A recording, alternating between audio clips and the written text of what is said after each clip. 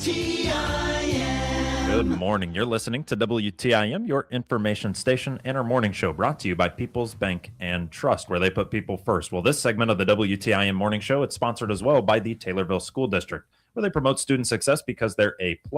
And in today's good news segment, we have got ourselves Matt Bloomquist, building trades teacher with Taylorville High School. He's going to tell us a little bit about the program itself and some of the recognition that they've received for it.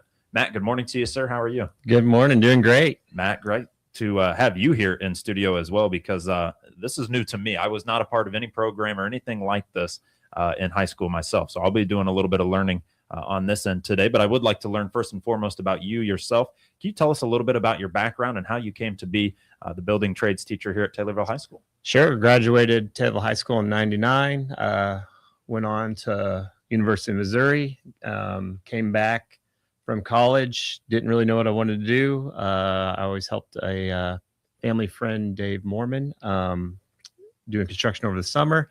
Just kind of loved working outside, loved doing that. My degree was actually in interior design for architecture. I had a minor in that and a minor in sociology. And unfortunately, he passed away from cancer and was a great mentor. Me and a buddy did a company here in town for a while, battled through the recession. He had a great opportunity as his family was growing. We were both pretty much burnt out on doing the business stuff. And as I had started dating was now my wife, she was doing nursing out the prison. Teaching job opened up out there with Lakeland College, doing their construction occupations program. So I did that for a few years. And then as Mr. Amer, that was teaching here at the high school, moved over to CACC in Springfield. Mr. Hutchinson called and asked if I'd like to come over, and I started teaching AutoCAD, drafting, intro to industry classes there at the school. And then in 2019, thanks to the Hopper Foundation donation, they rebooted the program, the house building program, back in 2019 that we've had since approximately 1969, I believe, with Mr. Manji back then. And then we just ran with it. Yeah, it sounds like it's kind of been a whirlwind almost for you a little bit in terms of, and you've really been all over the board. We got to talk for a minute before we got our start, and I don't know if I realized about the CAD part and the other things like that too. For you, the University of Missouri, why the Tigers? Huh? I got offered to walk on for football down there. Really? Yeah. Really? Okay. Well, I can't slight you. I can't take you down a notch for that. Then Matt, I cannot. Great school. I love it. Okay, it was fun. That is amazing. Position? Wide receiver. Wide receiver. Yeah. My God. All right. Well, Matt Bloomquist he's throwing us for a curveball here early here today. Well, thank you for telling us a little bit about you and what brought you here to Taylorville High School. Sounds like it just kind of worked out for you almost perfectly in that regard. So since 2017 and then in 2019, we've picked back up on this trade or building trades class where we're actually making these houses. You were telling me how many houses we've made in the program's history.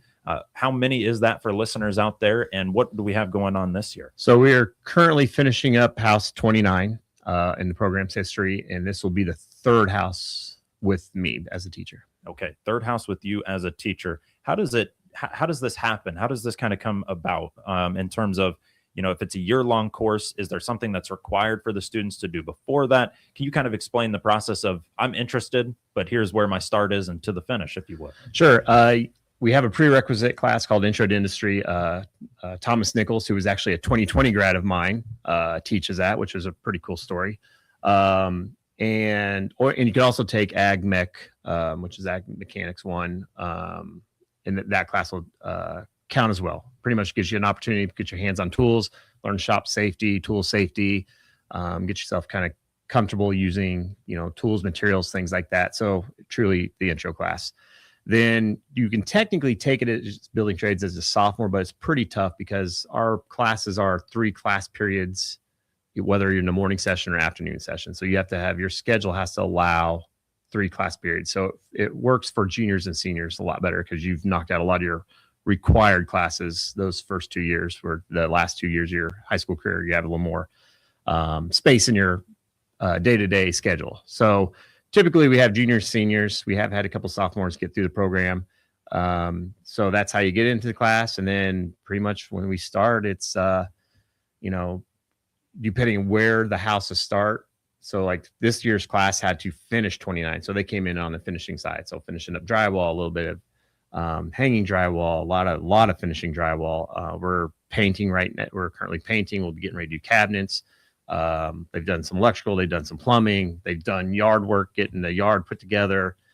So they've been, I think we put up some siding. It was just kind of all that finishing stuff, right? So now next year, the next class will start at, hole in the grounds, putting in the foundation. So if you take it both your junior and senior year, you'll technically should build a whole house. What order you build it in, whether it's from foundation through the finish, or if it's finishing then starting a new one, you should get see the whole process of the whole house being built. It's super cool to me, the whole idea of it. And I'm just wondering, 29 houses in the program's history, what do we do with the houses after we built them? So yeah, it pretty much just we kind of are a spec house builder, right? We build the house, we get done with it, put it on the market, and whoever wants to pay the most money gets the house. So for you, having picked this back up in 2019, third house that you've done, what's the difference in the houses? I know that you'd kind of mentioned to me that we stick to certain things, but we do have some variation in them. I'm wondering, can you kind of give us an idea of what that might look like? Yeah, so we pretty much stay with a typical 15 to 1600 square foot house, 2-car garage, 3-bedroom, 2-bath. This one that we're on is a lot and a half, but typically a single lot. Pretty much we're trying to get what the average home buyer in Taylorville would want, need, and afford. So we kind of stick with those parameters.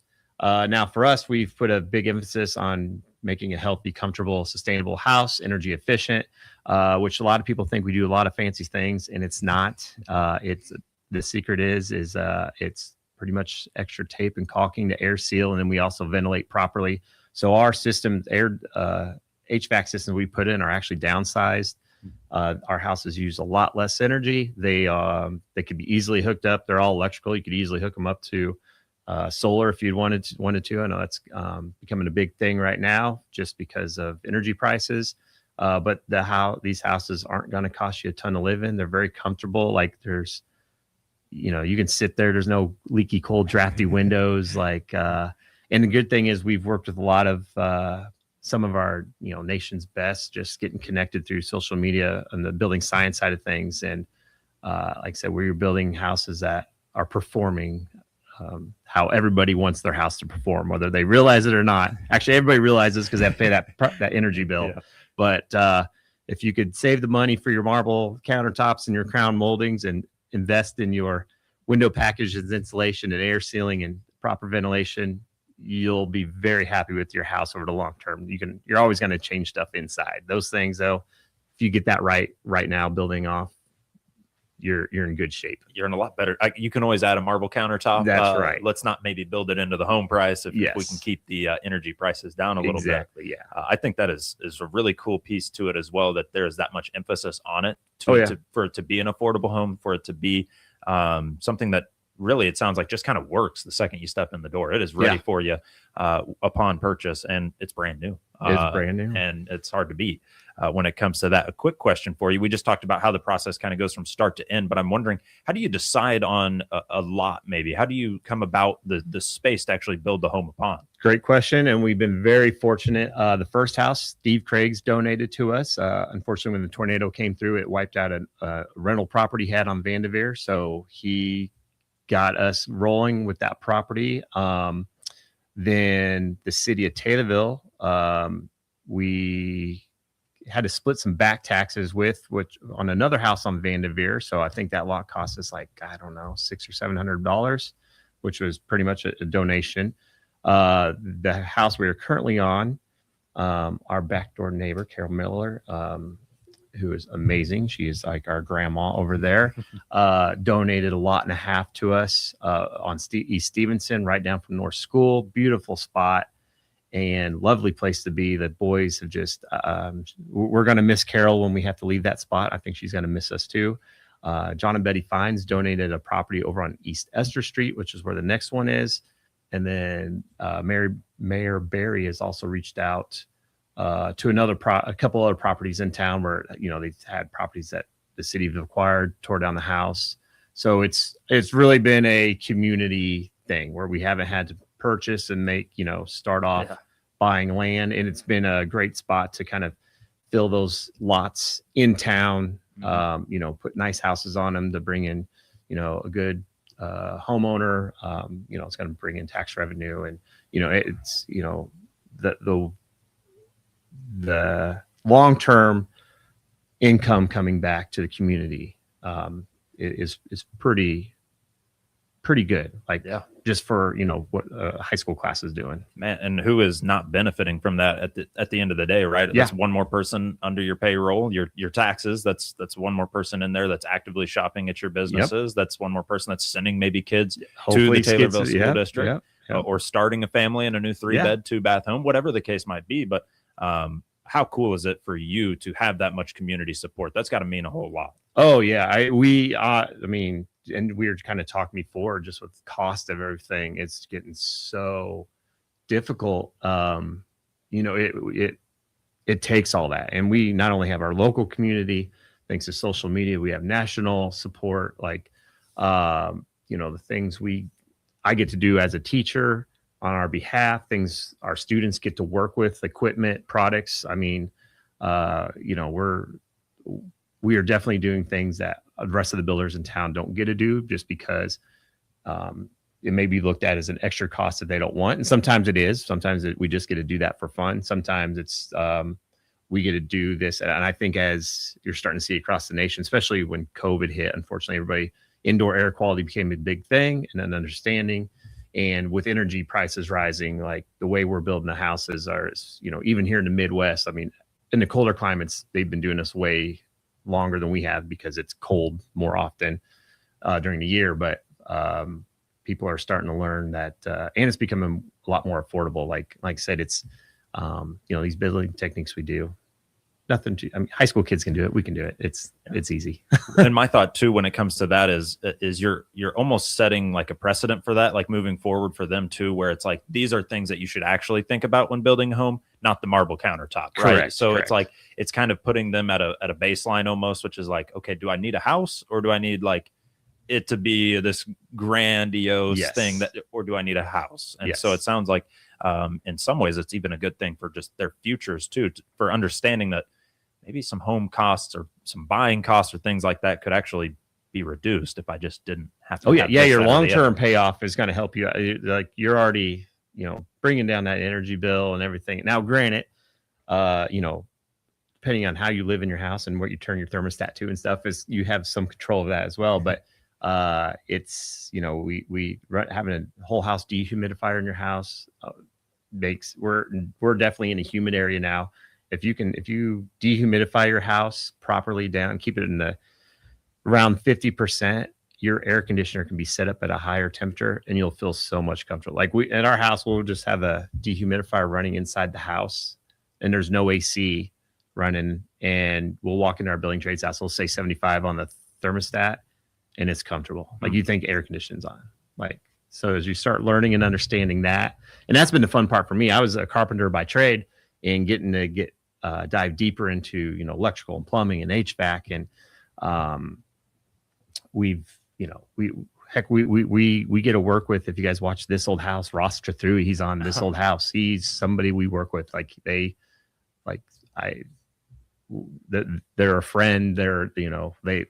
I've learned so much from him and stuff. And it's so cool to learn this kind of stuff, and just to understand understanding how your house should operate is really what we've been focusing on with the students. Because building a house, I mean, lots of things have changed, but same thing, in the same way, not a whole lot has changed, right? You build a foundation, a floor, a wall, a roof. It's kind of what you do with those systems that can really improve the quality of your home. Well, Matt, I've got to say, thank God for Mr. Mormon in your life, for being a mentor to you, and for being able to be a mentor now for these students, and showing them what it really takes to build a house. This is a really cool deal, and it continues to show and impress me what is going on at Taylorville School District. It is a whole heck of a lot of things, and makes me, having grown up not too far from here, wonder what was going on over there. But Matt, let's take ourselves a break. I want to talk a little bit about some of those national recognitions that you have received. We're joined by Matt Bloomquist, building trades teacher with Taylorville High School. It's part of our Taylorville Good News segment, brought to you by Taylorville School District. We'll be right back with Matt on WTIM, your information station. Your information station, WTIM.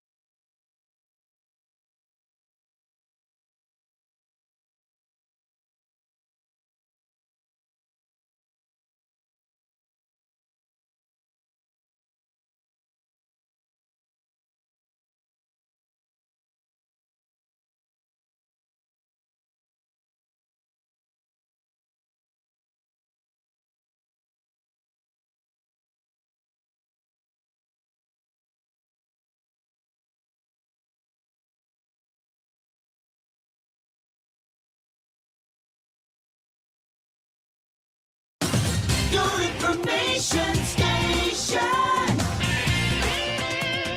WTIM. And we're back with our WTIM Morning Show. This segment of the WTIM Morning Show is sponsored by the Taylorville School District, where they promote student success because they're A+.